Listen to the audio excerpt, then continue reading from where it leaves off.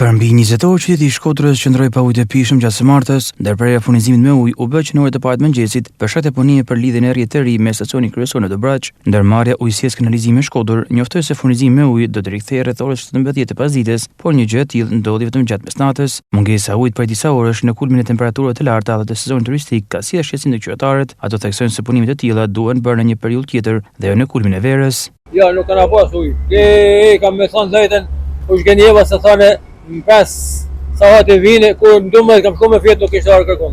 Ja, na kanë marrë masën se na thonë që shme para, si nuk pa ujë dhe i mush me bidonat, pakten me nërë me thonë me hellë në bajo më gare, pakten.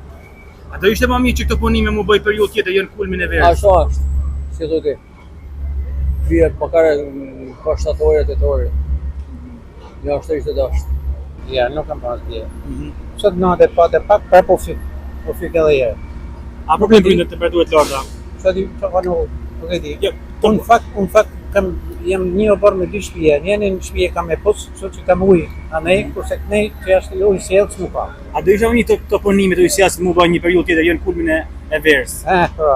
Jam plotësisht dakord me ju. Kështu punohet të në vendin tonë. Ma mire e diskutohet, është din gjithkus se këta që në të plastane, turista kene, këtë vene ka mu luksi me thonë njerëzimi se nësë kena me ta si pikë presit.